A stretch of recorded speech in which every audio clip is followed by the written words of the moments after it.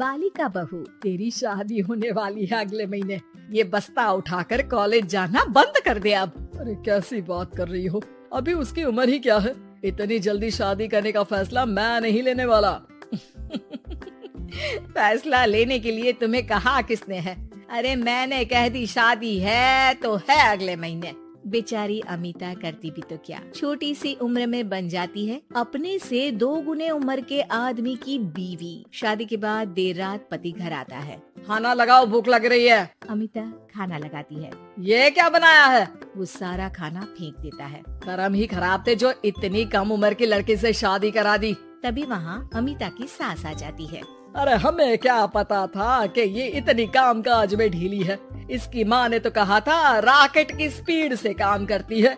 अमिता को आए दिन ससुराल में ताने, गालियाँ और कभी कभी तो मार भी पड़ती। सुन जा, अपनी माँ को बोल 50,000 रुपए भेजे, फ्री में नहीं रखना है तुझे।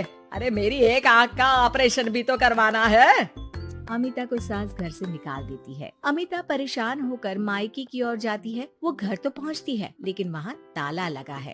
अरे अमिता बेटी, क्या हाल बना रखा है तेरे पति ने? कहाँ है वो? अमिता पड़ोसी के सामने रोने लगती है। मुझे नहीं जाना उस घर में चाची।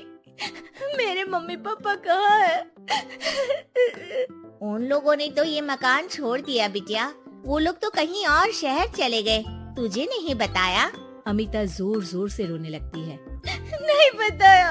ये क्या कर गए माँ पिताजी मेरे साथ। मेरी जिंदगी तो ढंग से भी खराब है। अब मैं क्या करूँ?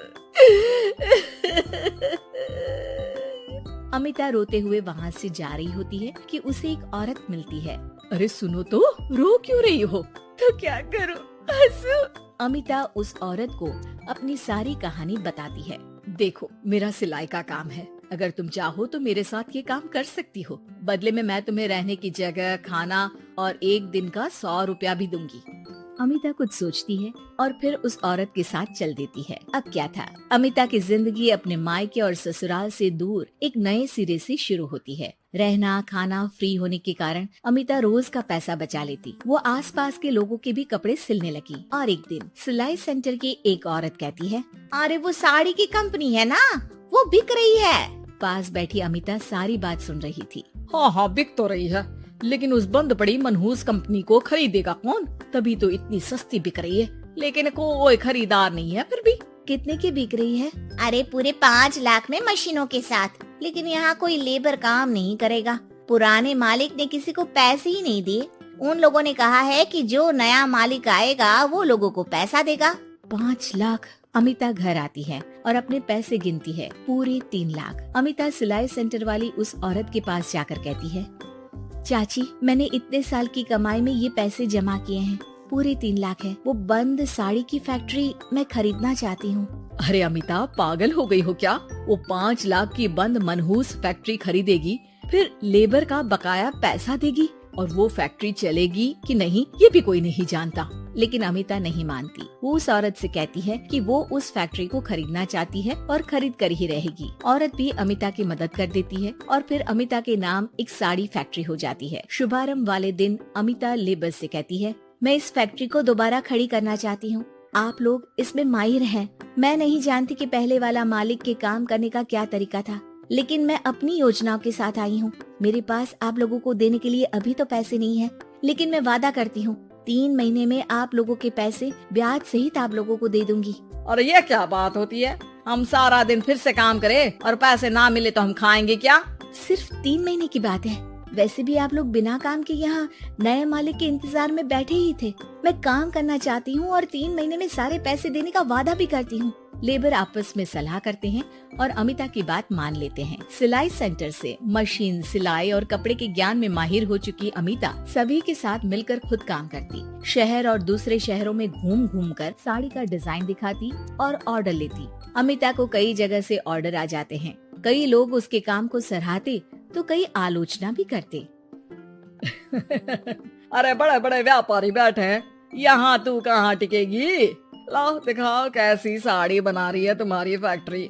अमिता उन लोगों को साड़ी के डिजाइन दिखाती है कि तभी वहाँ व्यापारी की बीवी आ जाती है। हाय रे, कितनी प्यारी साड़ी है ये। बड़ी महंगी लगती है, मेरे लिए ले लो ना जी। और हाँ, अपनी दुकान में भी रख लो इसे, बहुत बिकेगी मैं कहती हूँ। अमिता मुस्कुराती है।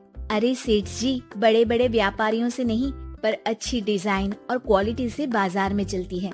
अब बताओ कितने का ऑर्डर है आपका? धीरे धीरे अमिता का आत्मविश्वास और बढ़ता है। बड़े बड़े ऑर्डर्स के लिए वो खुद लेबर्स के साथ मिलकर सारा दिन सारी रात काम करती। और फिर वो दिन भी आ जाता है जब अमिता को लेबर को पैसे देने होते हैं। मैं आप लोगों से 3 महीने बाद आज के दिन ये बात करना चाहती हूँ कि मैंने जितने पैसे देने की आपसे बात की थी उतने मैं नहीं दे सकती। हम लोग जानते थे कि पर आपकी कंपनी तो फायदे में है, फिर हमारे पैसे क्यों नहीं देंगी? मतलब आप लोगों के बकाया पैसे, ये 3 महीने के पैसे और ब्याज के साथ मैं आप लोगों को 10% का मुनाफा भी दूंगी। सभी खुश हो जाते हैं। मेरा कोई परिवार नहीं है, लेकिन दिन रात आप लोगों के साथ काम करके मुझे आप लोगों में ही अपना परिवार दिखता है। अमिता की फोटो पेपर में छपती है। उसके बिजनेस मॉडल को पढ़ने के लिए कई बच्चे भी उसका इंटरव्यू करते हैं। अब अमिता 1 से 2 और 2 से 4 फैक्ट्री खोलकर देश में बड़ा नाम कमाती है।